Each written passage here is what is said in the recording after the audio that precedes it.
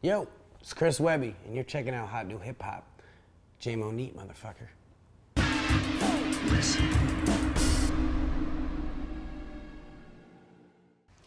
Well, this project came together throughout the course of 8 days. It was recorded. As far as us planning it ahead of time, that wasn't really a thing. Sap tweeted me and said we should get back to work. And I was like, word, because every time we get together, we make good music. But we didn't really plan on making an EP. Next thing you knew, he was down in Miami hanging out with me. We got in the studio, and after about 4 days and like being 5 or 6 tracks deep at that point, we were like, fuck it, let's just make a whole EP. And that's pretty much how that came to be. It wasn't really planned. None of this had much thought process put into it at all. And that's kind of the beauty of it. It was just one of those creative situations where it just came together. And I've never made a project like this before, and I was pretty happy with how the fuck it turned out, for sure. Yeah, I mean, I definitely remember a lot of it, but there was a lot of Jameson drank, and that's where the title of this project comes from. We drank a bottle of it every night, except one night we got like the big bottle, and that took like a session and a half to get through, because that shit was pretty intense. But we drank a lot of Jameson, and that is where we got the title, and that is where we got the music in a sense too. For whatever reason, the Jameson just got the juices flowing. Jameson's always been my drink of choice since I became like a mature adult. You know, back in the day it was vodka. Really, it was whatever was on the plate. And not like I still won't drink other shit, but if I have my preference, it's always Jameson. For whatever reason, Jameson allows me to both create. It doesn't make me act like a crazy person. It doesn't give me a terrible hangover. It kind of is just like, for whatever reason, I feel like everyone has different liquors that kind of suit their body chemistry, and Jameson definitely suits mine. And without it, I'm pretty sure this project wouldn't have come together the same way. So shout out to Jameson. And also, Jameson is sending us bottles. Once they saw this project was coming out, they hit me direct, and that's fucking awesome. So shout out to Jameson, the company. I always have it neat. I've never been one for mixers. If you're gonna drink, just drink. I'm not saying there's no alternatives.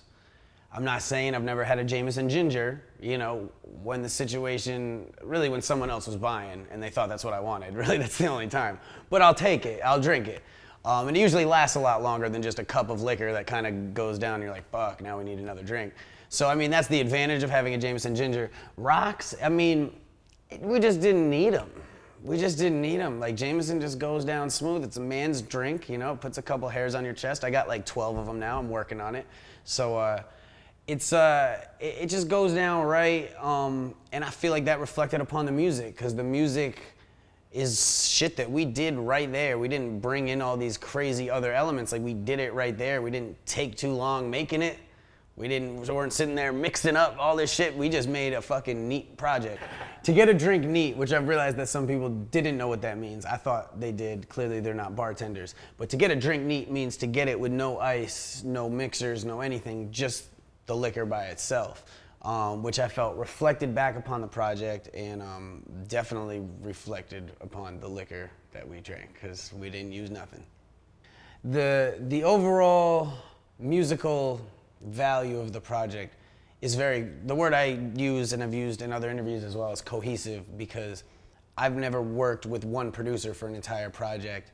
And even though the songs are so musically diverse, it still ties together because one guy made all of it. And it really, like, I've never made a project that flowed all the way through quite like this one. And like I said, there's all different sorts of shit. There's reggae shit, there's some fucking, you know, more rock element party with horns, there's some like super hip hop boom bap shit, but yet it all ties together somehow, which is dope, which is really dope. And like basically something new that I learned, because I've seen other artists do entire projects with producers, and they always do turn out, for better or for worse, cohesive. It's not always the best mix for this artist to be working with this producer.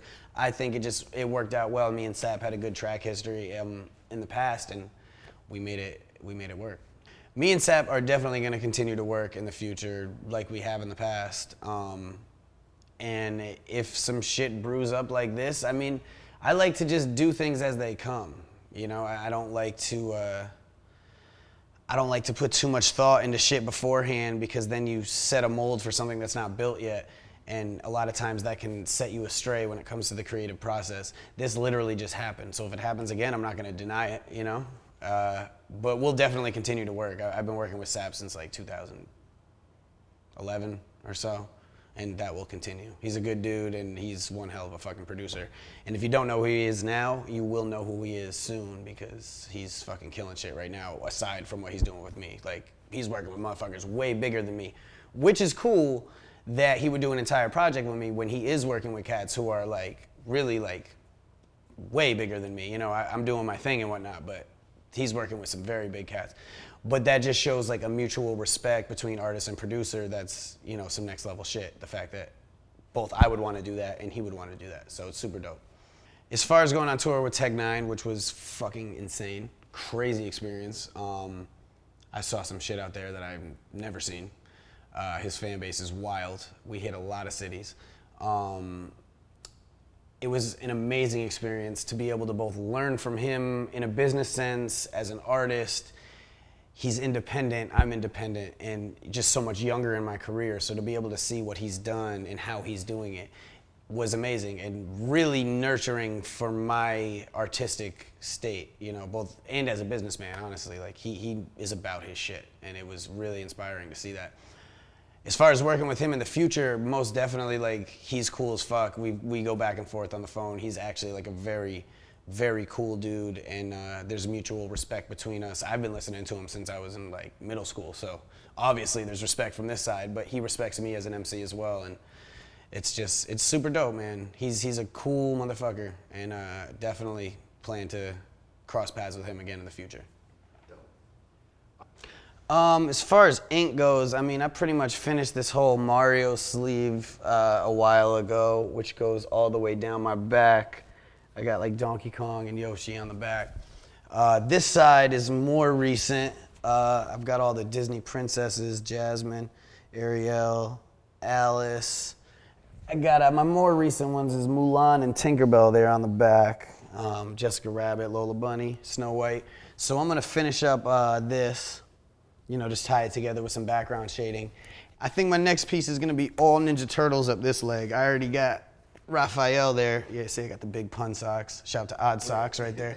But I got the Raphael here. I'm thinking getting like, you know, Bebop, Rocksteady, Shredder, Splinter, motherfucking Baxter Stockman. Like, I know a lot of characters on that. I don't want to just get like the Turtles and be like, oh, you know, like generic ass Ninja Turtle fan. No, I'm going obscure. I'm gonna get like Leatherhead, the fucking alligator dude. Yeah, that's gonna be sick. And then possibly Mortal Kombat characters down the other side of my back. We'll see. I don't know. And a lot of people are like, yo, what the fuck is wrong with you? Like, why would you get all this shit? But like, I think it's cool, and it's my skin, so fuck you. As far as what to look forward to in the future, I mean, I'm definitely gonna be dropping a lot of videos off this project. And I don't necessarily have my next step planned yet, but if my track record says anything, it's that I'll probably drop music sooner than later, because I've dropped now 12 projects in just over 6 years, so that ain't stopping. I think we recorded probably like 100 songs for Only Way Is Up. You know what I'm saying? Only picked like 15 of the best of them.